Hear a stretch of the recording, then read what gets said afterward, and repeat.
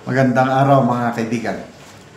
Bigyan natin ngayon ng opinion, reaction itong post ni Froilan Gallardo 47 minutes ago. Kilala ko ito, journalist based in Mindanao. Ops, attention, AKL. Sinare ni Froilan ang post ni Mr. Jarius Bondok, columnist ito sa Philippine Star. So, title ng article ni Mr. Bondok, Comelec Chief Garcia charged with 61 million counts of cyber fraud. Nako, matindi ito. By Jarius Bondok, July 18, 2025. So, basahin ko lang ha. Comelec Chairman George Garcia has been charged with 61 million counts of cyber fraud. Fraud pang darambong. Each count fetches imprisonment of 6 years and 1 day to 12 years, plus minimum 200,000 fine, increasable to a maximum amount proportionate to the damage caused by the offense. So, mahaba-haba ito. 61 million. Grabe. Garcia was accused of breaking the 2012 Cybercrime Prevention Act, specifically systems interference during the May 12 congressional and local elections. Also impleaded at the NBI last week. Ang reklamo isinampa sa NBI last week, where Comelec commissioners, sila yon, Aimee Perolino Ampolokyo, Roy Bulay, Norina Tangaro Kasinga, Nelson Celes, Ernest Maceda, and Nole Pipo. So, 7 commissioner plus chairman si Garcia. Okay. Systems interference supposedly was committed 3 ways. Paano nagkaroon ng system interference? Number 1. The wrong source code was installed in 110 present counting machines. Source code. Parang version. 3.40 yung dapat, 3.50 ang inilagay. Yun ang paliwanag. Medyo technical na ito, hindi ko masyadong madetalye. So, wrong source code ang nilagay. Pangalawa, an unauthorized intermediary server called Data Center 3 consolidated and processed 55,874,700,000 votes before transmittal to 5 transparency servers of PPCRB, NAMPREL, Media, Dominant Majority, and Dominant Minority Party. So, transmittal, parang ang nagreklamo itong PPCRB, NAMPREL, hindi sila nabigyan kaagad. So, basically yun ang reklamo. Na-delay yung pagbigay ng kopya. Next, Comelec by itself cleaned up, deleted what it called discrepancy of up to 5 million votes without informing beforehand the PPCRB, NAMPREL, Media, Dominant Majority Party, and Dominant Minority Party. Parang nagkaroon ng double count. So, na-delay yung dapat sana, once na nandyan na yung data, ipadala na sa lahat. Ang PPCRB, ang NAMPREL, hindi nakatanggap, delay. Nagsimula ang bilangan, mga alas 7, alas 8, so papadala na. Alas 12 na ng hating gabi, saka lang nakatanggap ang mga NAMPREL, yung mga citizens watchdog, PPCRB.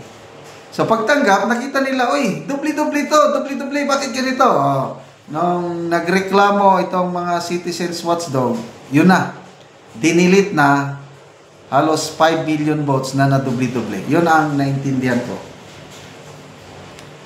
Those numbers add up to 60,984,705 counts of cyber libel. Okay. Ito na, sino-sino ang mga nagreklamo?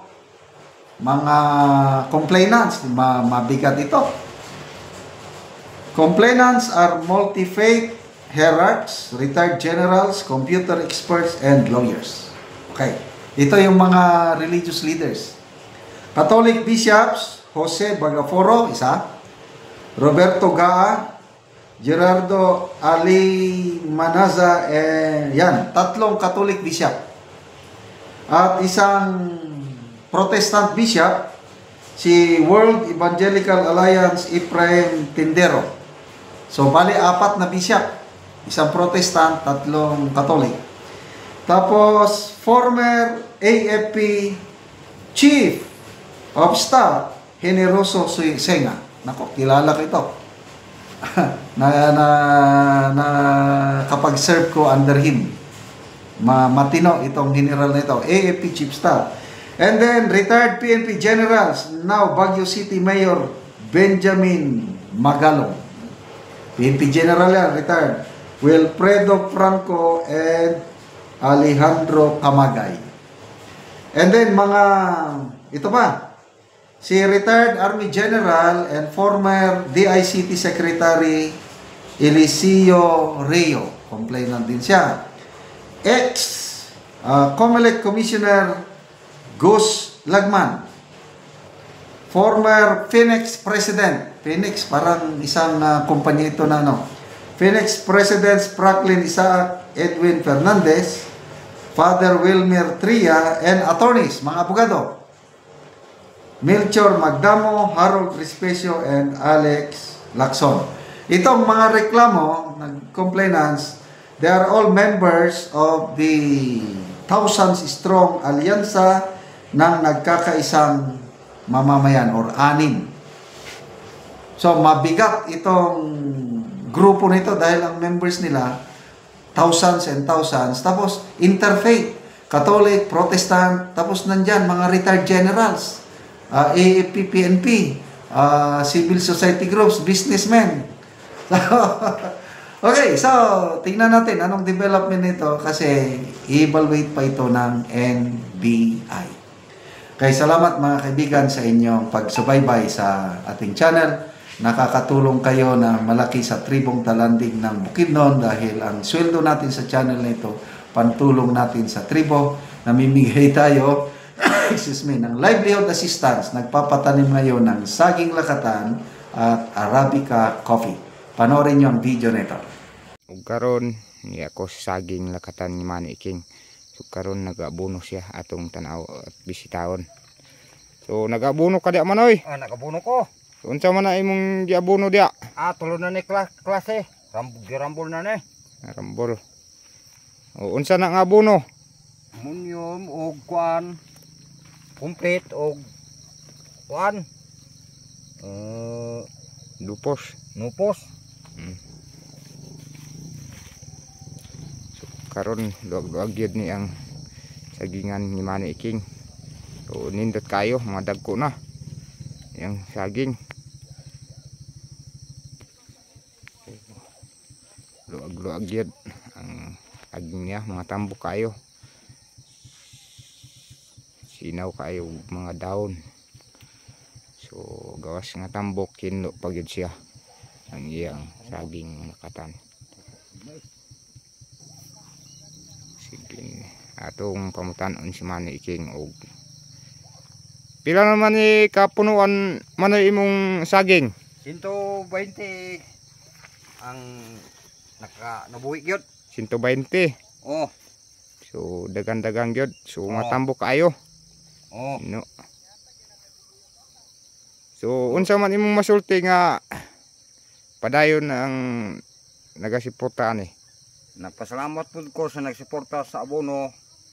Ingon man sa nagatan-aw sa Witsob nga naay gyud nakasuporta nga abono sa akong sagingan. Kay busa nagatambok gyud. walay niwang. Hmm. Nagpasalamat pud ko. Yara mora na. Oh, sige, salamat po.